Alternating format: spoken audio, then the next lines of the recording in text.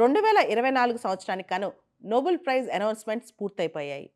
ప్రపంచంలోనే అత్యున్నత పురస్కారాలు నోబెల్ ప్రైజెస్. మానవాళికి మేలు కలిగించే ఆవిష్కరణలు చేసినప్పుడు నోబెల్ ప్రైజెస్ ఇస్తారు. Physics, chemistry, medicine or physiology, peace prize, literature prize, Nobel prize in economics, ఇలా 6 రంగాల్లో నోబెల్ ప్రైజెస్ ఇస్తారు. మానవ జాతి మేలు కోసం అవిరాళ కృషి చేసిన వాళ్ళకి ఈ పురస్కారాలు అందిస్తారన్నమాట. స్వీడన్ చెందిన ఆల్ఫ్రెడ్ నోబెల్ ఒక గొప్ప శాస్త్రవేత్త. శాస్త్రవేత్తగానే కాకుండా ఆయుధ వ్యాపారిగా, రచయితగా ఆయన గుర్తింపు పొందారు.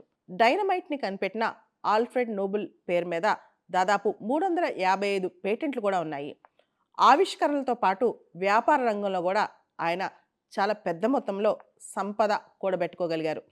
తన దగ్గరున్న $90 లక్షల విలువైన ఆస్తులకు సంబంధించి 1895లో ఒక వీల్నామా రాశారు. ఆ వీల్నామా ప్రకారం physics, chemistry, medicine, literature, peace వీటికి సంబంధించి విశేషమైన కృషి చేసిన వాళ్ళకి నోబెల్ ప్రైజెస్ ఇవ్వాలని చెప్పి ఆయన ఆ వీల్నామాలో పేర్కొన్నారు. అప్పటి నుంచి ఆల్ఫ్రెడ్ నోబెల్ పేరిట 1901 సంవత్సరం నుంచి ప్రతి ఏటా డిసెంబర్ 10వ తారీఖున ఈ పురస్కారాలను అందిస్తారు. నోబెల్ శాంతి పురస్కారం మినహా మిగతా 5 విభాగాల్లో నోబెల్ ప్రైజెస్ను ఏటా ఆల్ఫ్రెడ్ నోబెల్ వర్ధంతి అయిన డిసెంబర్ 10వ తారీఖున స్టాక్ హోమ్లో ప్రదానం చేస్తారు. నోబెల్ శాంతి పురస్కారాన్ని మాత్రం నార్వే రాజధాని ఓస్లోలో ప్రదానం చేస్తారు.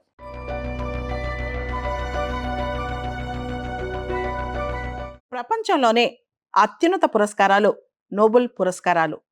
భౌతిక శాస్త్రానికి సంబంధించి అంటే ఫిజిక్స్ సంబంధించి 2024 సంవత్సరాలకు గాను నోబెల్ ప్రైజ్ ఇద్దరిని వరించింది. ఒకళ్ళు జాన్ హాప్ఫీల్డ్, రెండో వాళ్ళు జాఫ్రే హింటన్. వీళ్ళిద్దరికి కూడా మెషిన్ లెర్నింగ్ సంబంధించి వాళ్ళు చేసిన ఆవిష్కరణలకు గాను నోబెల్ ప్రైజ్ ఇన్ ఫిజిక్స్ వచ్చిందనమాట. మనందరికి తెలుసు ఇప్పుడు ట్రెండింగ్ టాపిక్ మెషిన్ లెర్నింగ్. దీని ద్వారానే data processing, artificial intelligence technology ఇవన్నీ డెవలప్ అవుతున్నాయి. ముఖ్యంగా ఆర్టిఫిషియల్ న్యూరల్ నెట్వర్క్స్ ద్వారా మెషిన్సే డేటాని సంగ్రహించుకుని ప్రాసెస్ చేసుకుని దాని ద్వారా అవుట్పుట్స్ ప్రొడ్యూస్ చేస్తాయన్నమాట. దీనికి సంబంధించి అసోసియేటివ్ మెమొరీ సిస్టమ్ అనేది ఏ విధంగా ఫంక్షన్ చేస్తుందనే దాని మీద, అంటే ఏ విధంగా రికరెంట్ ఆర్టిఫిషియల్ న్యూరల్ నెట్వర్క్స్ అనేవి అసోసియేటివ్ మెమొరీ సిస్టమ్ని మెషిన్స్లో ప్రొడ్యూస్ చేస్తాయి అని చెప్పి వీళ్ళు చేసిన స్టడీస్కి, దీనికి సంబంధించి మెషిన్ లెర్నింగ్ డిస్కవరీకి వీళ్ళకి నోబెల్ ప్రైజ్ ఇన్ ఫిజిక్స్ వచ్చింది.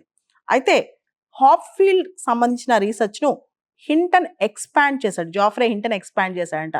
ముఖ్యంగా బోల్ట్జ్మాన్ మిషన్ అని చెప్పి ఈ మిషన్ ద్వారా ఒక ప్రాబబిలిస్టిక్ గ్రాఫికల్ మోడల్ తయారు చేసి మిషన్స్ అంటే కంప్యూటర్స్ కానీ మిషన్స్ కానీ ఒక డేటాని ఇచ్చినప్పుడు దానిలోంచి కొన్ని ప్యాటర్న్స్ సొంతంగా ఎలా తయారు చేసుకుని ఆ ప్యాటర్న్స్ ద్వారా కొన్ని ప్రాబ్లమ్స్ని ఎలా సాల్వ్ చేస్తాయి, ఆ ప్యాటర్న్స్ ద్వారా మిషన్ స్వయంగా ఒక డేటాని ఎలా ప్రొడ్యూస్ చేస్తాయి.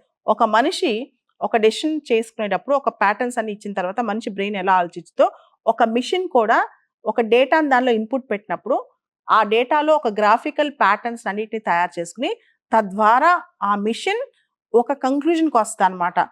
ఒక డేటాని అటానమస్గా సంగ్రహించుకుని డేటాని క్యాలిక్యులేట్ చేసుకుని దాని ద్వారా ఒక ప్యాటర్న్ రికగ్నైజ్ చేసి ఒక అవుట్పుట్గా ఇస్తుంది అనమాట. అదే ఆర్టిఫిషియల్ న్యూరల్ నెట్వర్క్స్ ఇవన్నీ వాడి మిషన్ లెర్నింగ్ అనమాట. దీని ద్వారా data processing, artificial intelligence technology బాగా డెవలప్ అయింది. ఇప్పుడంతా ప్రపంచం మిషన్ లెర్నింగ్తోనే నడుస్తుంది అనమాట. 100 మంది మనుషులు చేసే పని మిషన్ ఒక గంటలో చేసే పరిస్థితి వచ్చిందనమాట. అందుకనే ఈ machine learning, artificial neural network సంబంధించిన డిస్కవరీస్ చేసినందుకు గాను హాప్ఫీల్డ్ అండ్ హింటన్కి నోబెల్ ప్రైజ్ ఇన్ ఫిజిక్స్ వచ్చింది. వీటికి సంబంధించి మనం ఒక ఉదాహరణ చూస్తే ఒక ఇమేజ్ జనరేషన్ కానీ, ఒక వీడియో జనరేషన్ కానీ, ఒక స్పీచ్ టు టెక్స్ట్ జనరేషన్ కానీ ఇవన్నీ కూడా ఈ ఆర్టిఫిషియల్ న్యూరల్ నెట్వర్క్స్ ద్వారా జరుగుతాయి, మెషిన్ లెర్నింగ్ ద్వారా జరుగుతాయి. భవిష్యత్ మొత్తం కూడా అంటే రాబోయే భవిష్యత్ మొత్తం కూడా దీనిపైన ఆధారపడి ఉందన్నమాట.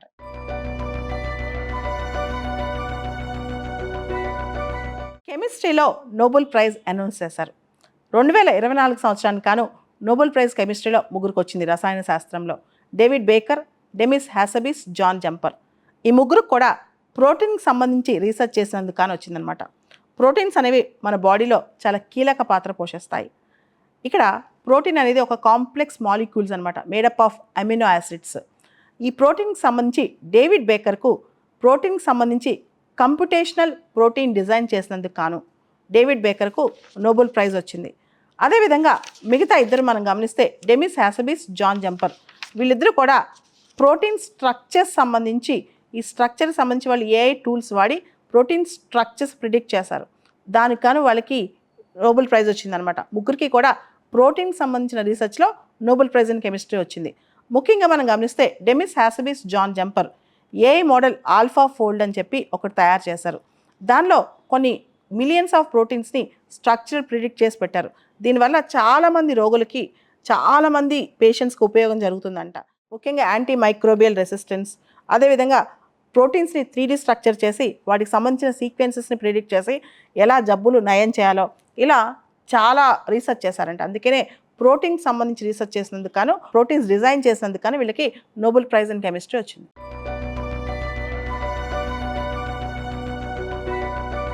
2024 సంవత్సరానికి గాను నోబెల్ ప్రైజెస్ అనౌన్స్ అవటం మొదలుపెట్టాయి. ఇప్పటికే ఫిజియాలజీ లేదా మెడిసిన్లో, ఫిజిక్స్లో అంటే భౌతిక శాస్త్రం, ఆ తర్వాత కెమిస్ట్రీ రసాయన శాస్త్రంలో నోబెల్ ప్రైజెస్ అనౌన్స్ చేశారు. ప్రపంచంలోనే ఇవి అత్యున్నత పురస్కారాలని చెప్పొచ్చు. ఎవరికి ఇచ్చారు అంటం కంటే ఎందుకు వచ్చింది అనేది చాలా ఇంపార్టెంట్ అనమాట. ఏ రీసెర్చ్ చేసినందుకు, దేనికి నోబెల్ ప్రైజ్ వచ్చిందనేది చాలా ఇంపార్టెంట్. మనం నోబెల్ ప్రైజ్ వైద్య శాస్త్రంలో, ఫిజియాలజీలో నోబెల్ ప్రైజ్ కనుక గమనిస్తే ఇద్దరికి వచ్చింది.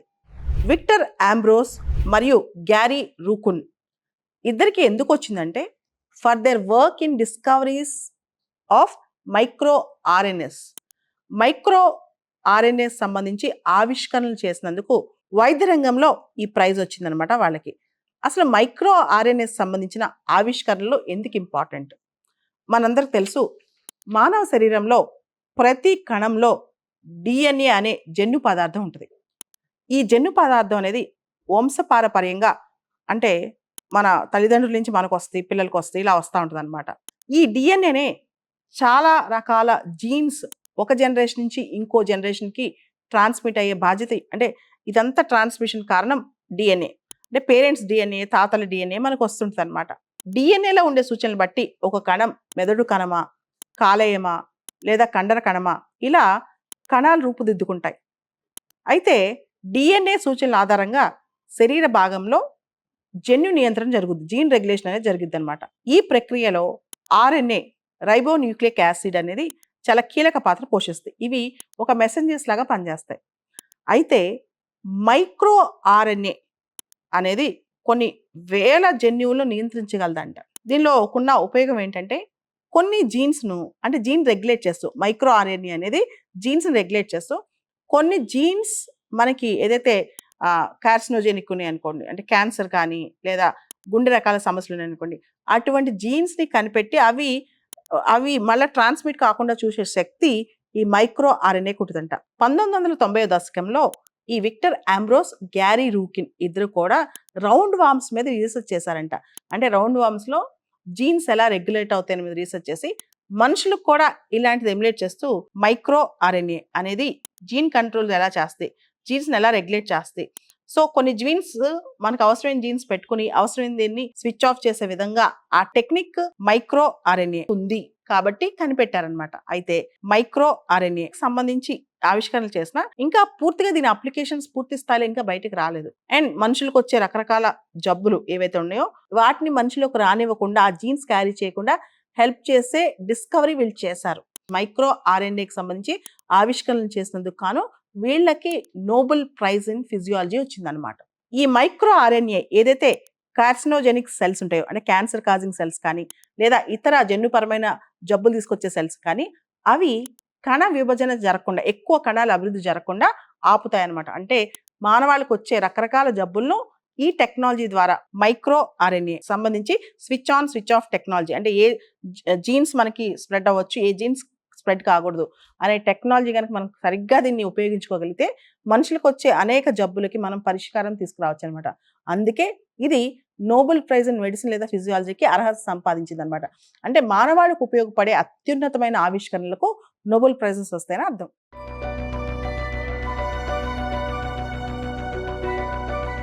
సౌత్ కొరియాకు చెందిన రచయిత్రి హ్యాన్ కాంగ్కు 2024 నోబెల్ ప్రైజ్ ఇన్ లిటరేచర్ సాహిత్యానికి నోబెల్ ప్రైజ్ వచ్చిందనమాట. మనందరికి తెలుసు సౌత్ కొరియా అంటేనే ఈ మధ్య బాగా పాపులర్ అవుతుంది. సినిమా, సీరియల్స్, కంప్లీట్‌గా వాళ్ళ యొక్క లిటరేచర్. సో, ఇలా సౌత్ కొరియాకి చెందిన రచయిత్రికి అవార్డ్ రావటం ఈవిడకి ఇంతకు ముందే బుకర్ ప్రైజ్ గూడా వచ్చిందనమాట. ఈవిడకి రావటం విశేషం అని చెప్పొచ్చు. ముఖ్యంగా ఈవిడ హ్యూమన్ యాక్ట్స్ అని చెప్పి 2014లో ఒక పుస్తకం రాసింది.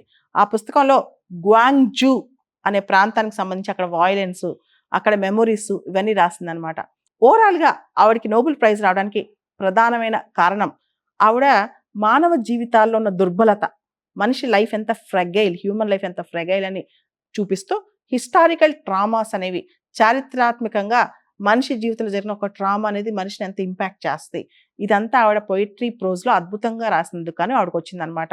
For her intense poetic prose that confronts historical traumas and exposes the fragilities in human life. So, మానవ జీవితంలో ఉన్న దుర్బలత, మానవ జీవితంలో ఉన్న ఒక ఫ్రెజిలిటీ, వల్నరబిలిటీ గురించి రాస్తూ చారిత్రాత్మకంగా మనుషులు ఏ విధంగా ఆ ట్రామాస్‌ని, ఆ దుర్బలతను వాళ్ళు అనుభవించారో, ఆ భావాలు ఎలా ఉంటాయనే దాని మీద ఆవిడ అద్భుతమైన వర్ణన చేస్తదనమాట.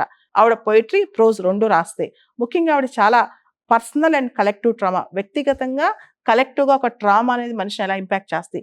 అలాంటి చారిత్రాత్మకమైన ఈవెంట్స్, యుద్ధాలు కావచ్చు, రకరకాల హింసాత్మక సంఘటనలు కావచ్చు, అదేవిధంగా మనిషి మెమొరీలో అవి ఎలాంటి ట్రామాని క్రియేట్ చేస్తాయి, ఒక సంఘం యొక్క మెమొరీలో అవి ఎలాంటి ట్రామాని క్రియేట్ చేస్తాయనే దాని మీద ఆవిడ అద్భుతమైన రచన చేస్తదనమాట.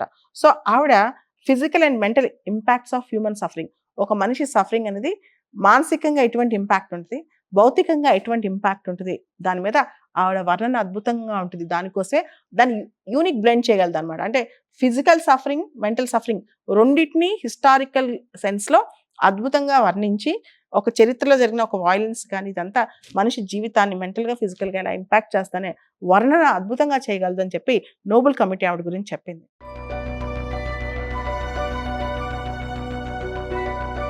ప్రపంచంలో శాంతి కోసం పాటుపడితే, శాంతి కోసమే పోరాడితే, శాంతిని నెలకొల్పటానికి ఒక ఉద్యమంలా తీసుకెళ్తే, ఒక వ్యక్తికైనా, ఒక వ్యవస్థకైనా ప్రతిష్టాత్మకమైన నోబెల్ శాంతి బహుమతి వరించే అవకాశం ఉంది. ఈ సంవత్సరం నోబెల్ పీస్ ప్రైజ్ మనందరికి తెలుసు ఒక కథ. దాదాపు 80 సంవత్సరాల క్రితం ఆగస్ట్ 1945 హిరోషిమా, నాగసాకి ప్రపంచంలో అణుబాంబును చూసిన ప్రాంతాలు. దాదాపు 1,20,000కి పైగా జనాభా అక్కడ చనిపోయారు. కొన్ని లక్షల మంది అక్కడ సర్వైవర్స్ న్యూక్లియర్ బాంబులోంచి దాన్ని తట్టుకుని వాళ్ళ ప్రాణాలు కోల్పోయి, వాళ్ళు మాత్రం బతికి బట్టగట్టారు. వాళ్ళందరూ ఒకటి అనుకున్నారు, ఇంకెప్పుడు ప్రపంచంలో అణుబాంబు ప్రపంచం చూడకూడదు, మనకు జరిగిన నష్టం ఇంకోళ్ళు జరగకూడదు, దీనికి సంబంధించి అవేర్‌నెస్ తీసుకురావాలి అని చెప్పిన ఒక సంస్థ అనమాట. దాని పేరు నిహాన్ హిదయాంకో. నిహాన్ హిదయాంకో సంస్థకి ఈ సంవత్సరం, జపనీస్ బేస్డ్ సంస్థకి ఈ సంవత్సరం నోబెల్ పీస్ ప్రైజ్ వచ్చింది. ఇది ఒక ఉద్యమంలా వాళ్ళు తీసుకెళ్తున్నారనమాట. దానికి హిబాకుషా అంటే జాపనీస్ వాళ్ళలో సర్వైవర్స్ ఆఫ్ న్యూక్లియర్ బాంబ్స్. ఎవరైతే న్యూక్లియర్ బాంబ్ పడిన తర్వాత దానిలోంచి సర్వైవ్ అయ్యారో, బతికి పట్టగట్టారో, వాళ్ళకి సంబంధించిన ఉద్యమం అనమాట ఇది. అసలు న్యూక్లియర్ అనేది ఒక టాబు, దాన్ని ప్రపంచం దూరంగా ఉండాలి అని చెప్పి అవేర్‌నెస్ తీసుకురావటం, కథలుగా అంటే వాళ్ళకి జరిగిన నష్టాన్ని ఇండివిడ్యువల్ స్టోరీస్‌గా బయటకు తీసుకురావటం, దానికి సంబంధించి అవగాహన ప్రపంచవ్యాప్తంగా కల్పియటం, క్యాంపెయిన్స్ రన్ చేయటం, ఇలా చాలా గొప్పగా, అంటే ఒక హ్యూమన్ సఫరింగ్‌కి మేమెంత సఫర్ అయ్యాం, ఇంకెప్పుడు ఇంకొకళ్ళు దీనిలో సఫర్ అవ్వకూడదు అని చెప్పి ఒక ఉద్యమమే తీసుకొచ్చారనమాట. మనకు తెలుసు గత 80 సంవత్సరాలుగా హిరోషిమా, నాగసాకిలో న్యూక్లియర్ బాంబ్స్ పడిన తర్వాత ప్రపంచంలో వర్టికల్‌గా, హారిజాంటల్‌గా న్యూక్లియర్ వెపన్స్ ఎక్కువైపోయాయి. మోడర్నైజేషన్ ఎక్కువైపోయింది. కానీ గత 80 సంవత్సరాల్లో మనం చూస్తే హిరోషిమా, నాగసాకి తర్వాత ఇంకెక్కడ యుద్ధంలో న్యూక్లియర్ బాంబ్ అనేది వాడలేదనమాట. అంటే కొంతవరకు వీళ్ళు సక్సెస్ అయినట్టే లెక్క. అంతేకాదు అణు యుద్ధం అనేది చాలా డేంజరస్ అనమాట. ఆ డిస్ట్రక్షన్ చాలా భయంకరంగా ఉంటది. జపనీస్ అసోసియేషన్, ముఖ్యంగా హిబాకుషా అక్కడ లోకల్‌గా న్యూక్లియర్ బాంబ్ సర్వైవర్స్ ఎవరైతే ఉంటారో వాళ్ళు ఒక గ్రూప్‌గా ఏర్పడి, అక్కడ చాలా రకరకాల గ్రూప్స్‌గా ఏర్పడి పోరాడుతున్నారనమాట. ప్రపంచంలో న్యూక్లియర్ బాంబ్స్ ఉండకూడదని చెప్పి. నోబెల్ కమిటీ వాళ్ళ కథనం ప్రకారం జపాన్‌లో ఈ హిబాకుషా న్యూక్లియర్ బాంబ్ సర్వైవర్స్ వాళ్ళ కథలు మనం చూస్తే గనక చాలామంది న్యూక్లియర్ బాంబ్ సర్వైవర్స్ న్యాచురల్గా చనిపోయి ఉండొచ్చు. ఇక ముందు ఇంక అసలు కనిపించరు మనకి జపాన్లో. కానీ వీళ్ళ ఉద్యమం అలానే కొనసాగాలి. తరతరాలకి వీళ్ళ యొక్క స్ఫూర్తి ఉండాలి. ఆ స్ఫూర్తి కోసం మేము అవార్డు ఇచ్చాము అని చెప్పి చెప్పడం జరిగింది నోబెల్ కమిటీ. నిహోన్ హెడయాంకో అనేది హిరోషిమా నాగసాకిలో అణుబాంబు పడిన తర్వాత ఎవరైతే సర్వైవ్ అయ్యారో వాళ్ళకి సంబంధించిన జాతీయ ఆర్గనైజేషన్ జపాన్లో ఇది. సో వీళ్ళు నడిపే ఉద్యమం లేదా ఈ సర్వైవర్స్ అందరినీ ఈ ఆర్గనైజేషన్ ఇంకో పేరు కూడా ఉంది, హిబాకుషా అని కూడా పిలుస్తారనమాట. సో నిహోన్ హెడయాంకో లేదా హిబాకుషాకి నోబెల్ పీస్ ప్రైజ్ వచ్చింది ఈ సంవత్సరం. ఇది మనం గుర్తుపెట్టుకోవాలి. ఈ నిహోన్ హెడయాంకోలో 47 డిఫరెంట్ మెంబర్ ఆర్గనైజేషన్స్ ఉన్నాయి జపాన్కి సంబంధించి. అంటే ఆల్మోస్ట్ జపాన్కి సంబంధించి హిబాకుషా ఎవరైతే సర్వైవ్ అయ్యారో న్యూక్లియర్ బాంబ్ వాళ్ళు అందరూ ఆల్మోస్ట్ దీనిలో మెంబర్స్ ఉంటారనమాట. ఈ నిహాన్ హెడయాంకో ఏ ఎన్జిఓకి అయితే నోబెల్ పీస్ ప్రైజ్ వచ్చిందో దీనిలో జపాన్కి సంబంధించిన అన్ని గ్రూప్స్, హిబాకుషా గ్రూప్స్ అంటాం, అన్ని గ్రూప్స్ అనమాట. ఎవరైతే న్యూక్లియర్ బాంబు పడినా సర్వైవ్ అయ్యారో ఆ గ్రూప్స్ అన్నీ కూడా ఉంటాయన్నమాట. దాదాపు 47 మెంబర్ ఆర్గనైజేషన్స్ ఈ నిహాన్ హెడయాంకోలో మెంబర్స్గా ఉన్నాయి. సో ఆల్మోస్ట్ అందరు సర్వైవర్స్ కూడా అంటే అన్ని హిబాకుషా, కంప్లీట్ హిబాకుషా నిహాన్ హెడయాంకోలో కవర్ అయిపోయిందనమాట. ఓవరాల్గా జపాన్కి చెందిన నిహాన్ హెడయాంకోకి నోబెల్ పీస్ ప్రైజ్ వచ్చింది.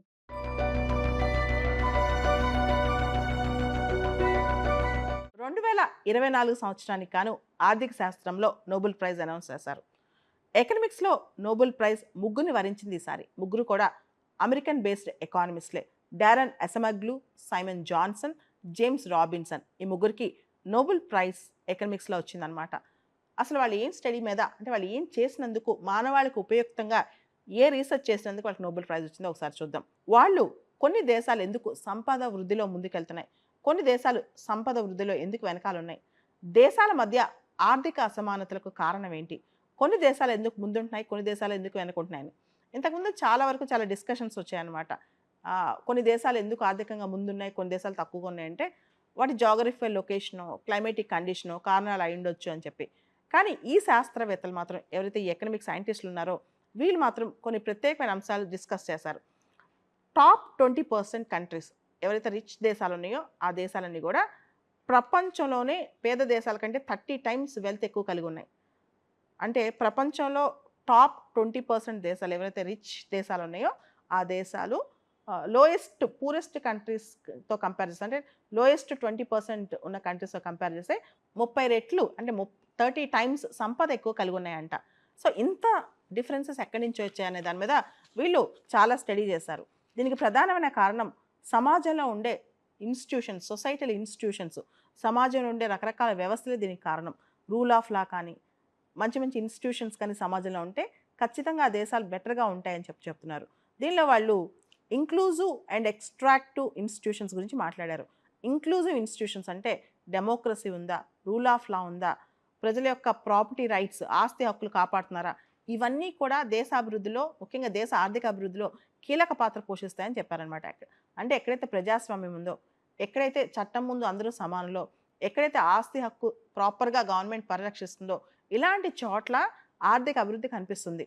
ఎక్కడైతే ఎక్స్ట్రాక్టివ్ పాలసీస్ ఉన్నాయో, అంటే రూల్ ఆఫ్ లా లేదు, మంచి గవర్నమెంట్ లేదు, అంటే డెమోక్రసీ లేకుండా ఆటోక్రసీయో డిక్టేటర్షిప్ ఉన్నప్పుడు, అదేవిధంగా ఆస్తులు అంటే ప్రజల యొక్క ఆస్తులు ప్రభుత్వం లాగేసుకుంటుంది, ప్రాపర్టీ అనేది అక్కడ చాలా కాంప్లెక్స్ థింగ్, దాన్ని ఈజీగా మనం ప్రొటెక్ట్ చేసుకోలేమనిపించిందో అక్కడ ఆ దేశాలు ఎక్కువగా పేదరికంలో మగ్గిపోతున్నాయంట.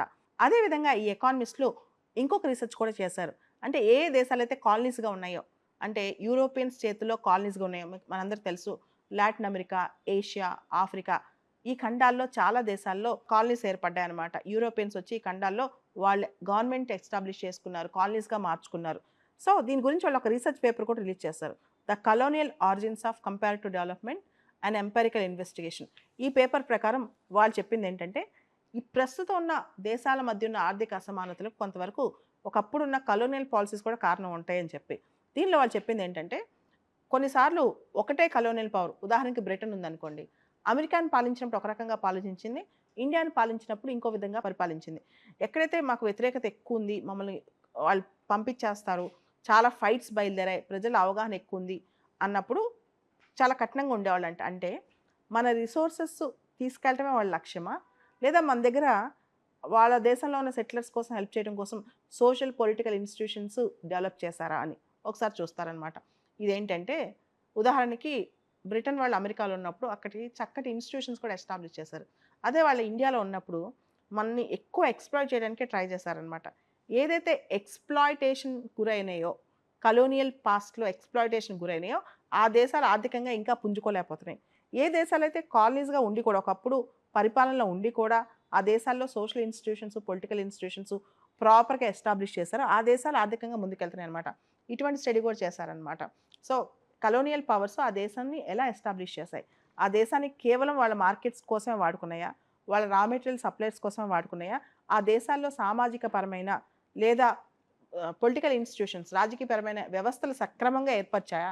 ఎంత బాగా ఏర్పరిచాయి? అంటే స్టేబుల్‌గా ఏర్పరిచాయా? పైపైన ఐవాష్‌గా ఏర్పరిచాయా? నిజంగా ప్రాపర్‌గా కలోనియల్ పవర్స్ కనుక ఆ కంట్రీస్‌ని డెవలప్ చేస్తే ఆ కంట్రీస్ ఇప్పుడు బాగున్నాయి. ఏ కంట్రీస్‌లో అయితే కలోనియల్ పవర్స్ ఓన్లీ ఎక్స్‌ప్లాయిటేటివ్ మోడ్‌లో ఉన్నారో ఆ కంట్రీస్ ఇప్పుడు బాలేవు. ఇట్లా ఈ ఎకానమిస్ట్‌లు ఎవరైతే ఈ ముగ్గురు ఎకానమిస్ట్‌లు ఉన్నారో Daron Acemoglu, Simon Johnson, James Robinson. వీళ్ళందరూ కూడా దేశాల మధ్య ఆర్థిక అసమానతలకు కారణం ఏంటని చెప్తూ, ప్రస్తుతం మనం తీసుకోవాల్సిన మార్పులేంటంటే రూల్ ఆఫ్ లా, డెమోక్రసీ, దానికి మించి రకరకాల institutions, social institutions and property rights. ఏ కంట్రీలో అయితే ఇవి బాగా చూసుకుంటున్నారో ఆ దేశాలు ముందుకెళ్తాయి. ఏ కంట్రీలో అయితే డెమోక్రసీ సరిగ్గా ఉండదో, ఏ కంట్రీలో అయితే రూల్ ఆఫ్ లా సరిగ్గా ఉండదో, ఏ కంట్రీలో అయితే సమాజానికి చెందిన వ్యవస్థలు సరిగ్గా ఏర్పాటవ్వవో, ఆ దేశాలు ఆర్థికంగా చాలా బలహీనపడ్డాయి అని చెప్పి దీని సిద్ధాంతం అనమాట.